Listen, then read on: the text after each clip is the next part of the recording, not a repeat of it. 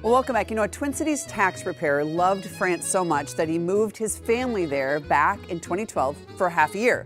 And their time was transformative. What he and his wife learned about themselves, their passions, and relationships created 2 books, not 1, but 2, both published this year. Steve's memoir, A Season for That, Lost and Found in the Other Southern France, and Mary Jo's collection of incredible photos. Oh my goodness, we just saw these. They're amazing. The book is called Still, The Art of Noticing, and we have Steve and Mary Jo joining us in the kitchen because, of course, France, you can't talk about France without food, and you brought these beautiful mussels. We'll talk about that in a moment. Yep. Congratulations on both of you. You know, I know that you said in a lot of your interviews that you couldn't believe that in your late 50s you'd both come up with a book in the same year. That isn't really where your track started. You're a tax accountant and a food blogger. And so tell me, how long have you guys been married? 35 years this year. 35 years, congratulations. Yes. Yeah. So in 2012, I know you thought about it, but you literally took a leap. A lot of people don't do this. And you didn't just go to some place in France where there are a lot of Americans. You went to a tiny winemaking village where no one spoke English. Right. Why? Well, I've been a French speaker my whole adult life, so we knew we could do the French part of it. And we wanted to put our kids into school. They'd gone to French immersion school in St. Paul. So really the big impetus behind the trip was to get the kids fluent in French, to cement their language skills. We thought we were along for the ride, and then we got to this place, and after a lot of missteps, it kind of opened itself up to us.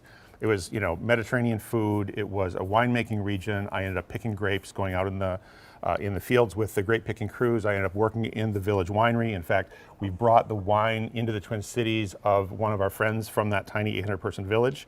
That's actually available in several local Twin Cities stores. That's the wine that's in the mussels tonight, this morning. So, you know, it was one of those before and after moments in your life where you think you're just doing something, you're just traveling, and when you leave, you realize that something has changed. Your kids were what, 8 and 10? 9 and 14. 9 and 14 at the time. And you said in your notes that you were practicing retiring. Yes. I mean, that's really cool. So what was it like for you? Well, I don't speak French. The kids, you know, had gone to French immersion, so they understood it. They weren't really speaking it yet. They could read it, write it, and understand. Steve's fluent. And it was the first time because in our marriage, well, here, you know how it is. Women kind of drive the social calendar. You know, what are you gonna do? Yeah.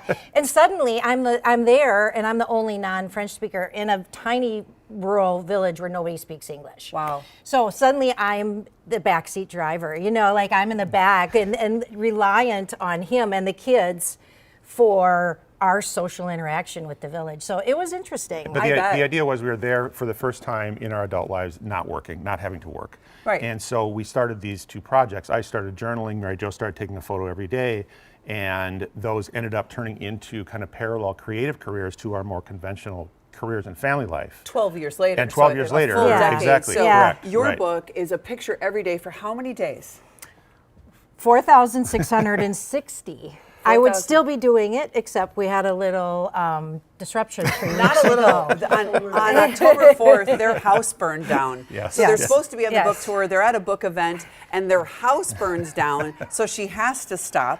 But look at how beautiful this is. This is just magnificent. You said you're in your 3rd printing. Yes. And congratulations on that. That doesn't happen with people that just come up with a book like that. I mean, people love it. And your story is so interesting. I think one of your notes that you said was just so, you said that your tax career was a form of self-patronage, a conventional day job that funds a parallel but less lucrative creative career. Yes. So you do the taxes, and then you're able to do all these other things. That's my government grant, is my tax career, and it buys me 6 months of the second half of the year when I'm not doing taxes to be a writer. Well, both phenomenal reads and beautiful pictures, a beautiful like coffee table book that you just can't put down.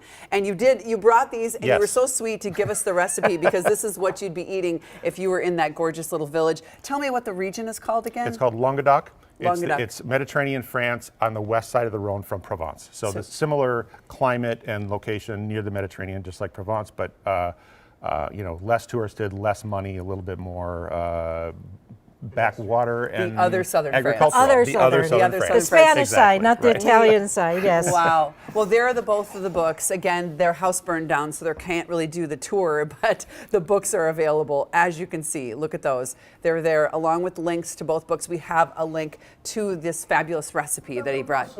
Well, we're going to eat the mussels now, but Bob, just calm down. All right, we'll be right back.